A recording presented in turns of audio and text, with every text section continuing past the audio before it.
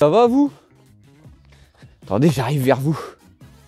Ah, comment allez-vous?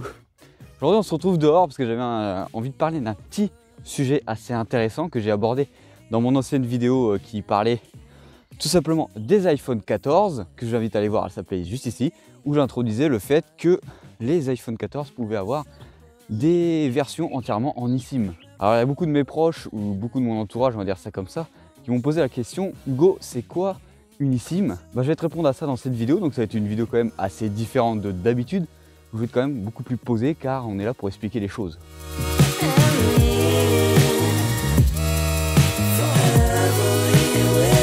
Alors dans cette vidéo, on va aborder plusieurs sujets.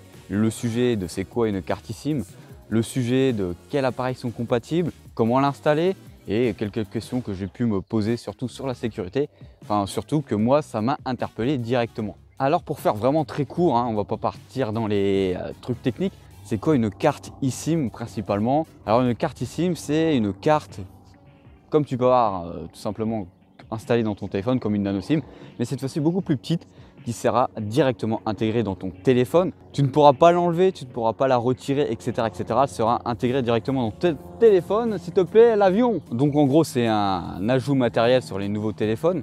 Alors quand je dis nouveaux téléphones, c'est vraiment les téléphones vraiment très récents qui sont actifs avec ça. Quand je dis téléphones très récents, c'est des téléphones haut de gamme, principalement lancés après 2019, parce que par exemple en France, les premiers opérateurs à avoir lancé ça, c'était en 2019. Donc en gros, pour finir sur ce que c'est une carte eSIM, en gros c'est une carte SIM qui est directement intégrée dans ton téléphone et tu ne vas pas avoir besoin d'ajouter une nano SIM ou des anciennes cartes SIM, vous savez là, les cartes SIM qui faisaient 2 mètres dans votre téléphone. Maintenant ça va être bientôt fini. Là tu es en droit de te demander quels sont les téléphones qui sont compatibles avec cette carte eSIM, on va dire ça comme ça. Comme dit juste avant, c'est les téléphones quand même qui sont assez haut de gamme, assez récents. Alors je te mettrai en description tous les téléphones compatibles avec les cartes eSIM. Il y en a beaucoup chez Android et beaucoup chez Apple. Pour vous donner une ordre d'idée, chez Samsung par exemple, ça va du S20 si je me souviens bien jusqu'au S22 qui sont compatibles avec ceci. Vous avez bien sûr toutes les séries, donc tous les Fold et tous les Flip qui sont compatibles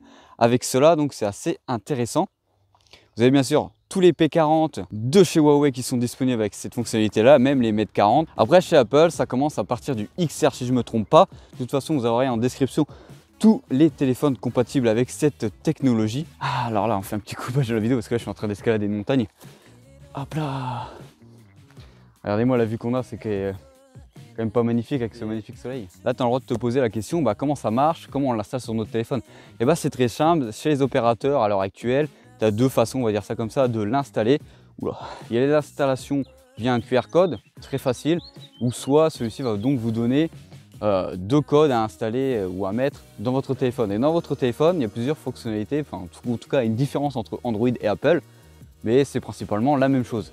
Alors pour Android, je vais vous donner l'exemple de Samsung parce que moi j'ai un Fold 3, donc c'est l'exemple que je peux vous donner concrètement. Vous allez devoir aller dans le gestionnaire des cartes SIM, etc. Après, juste en dessous de vos cartes SIM, ou si vous avez 2 SIM ou non, en dessous ça va être écrit ajouter une carte SIM tout simplement. Et vous allez donc suivre tout ce que le téléphone vous demande et toutes les fonctionnalités que votre opérateur va vous donner pour l'installer directement dessus. Après chez Apple, je ne me souviens plus exactement des termes, mais il faut aller dans tout ce qui est gestion de mobile cellulaire. Après, ça va être marqué ajouter un réseau cellulaire. Donc c'est vraiment très simple, c'est vraiment de la même manière. Il n'y a vraiment pas plus simple pour installer cela. Du coup là, tu peux te poser la question: comment on fait pour changer de forfait? Comment on fait si on veut changer de téléphone avec notre carte SIM? Vous avez 2 possibilités selon les opérateurs, parce que des fois ils vont changer, ça va pas être de la même manière.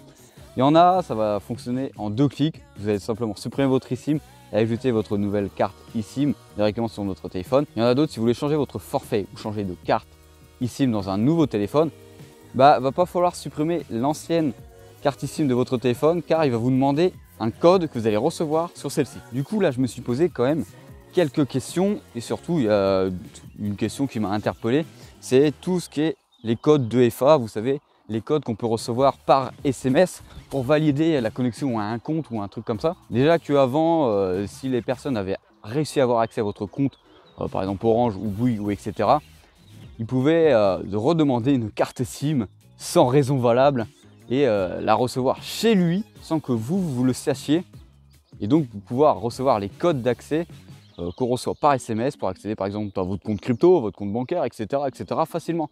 Et là, je me suis dit, vu que maintenant il suffit d'avoir accès à votre compte et de mettre un QR code ou tout simplement un code à rentrer, et bah c'est encore plus simple. Le mec il peut faire ça à la pelle à la journée et en faire une dizaine par jour. Du coup, je me suis dit, bah merde, c'est un peu bête quand même, hein. C'est encore plus facile, on facilite l'accès aux hackers. Tu peux me mettre en commentaire les questions que tu veux te poser et surtout si tu veux débattre, hein. Les gens vont avoir envie de débattre avec toi et moi aussi, pourquoi pas sur ce sujet-là, si ça te donne envie, pourquoi pas dans le futur. Alors je tiens à rappeler que Apple, pour ses iPhone 14, ils avaient eu l'idée, pourquoi pas, de mettre les téléphones 100% en eSIM. Bon, il faut encore que les gens s'adaptent à ça pour le moment. Donc ça ne devrait pas arriver par exemple sur les iPhone 14 100% avec 2 versions. Alors n'hésite pas à t'abonner, à liker. C'était Hugo sur la chaîne Gigatop. C'était une vidéo quand même beaucoup plus posée et inhabituelle parce que j'expliquais quand même quelque chose mais vraiment très vulgairement. Il y a des articles sur internet qui vont vous en parler beaucoup plus concrètement et beaucoup plus précisément. Moi j'étais là pour faire comprendre au plus grand nombre et surtout avec ce magnifique soleil. Mais regardez-moi ça! Allez, salut, bisous!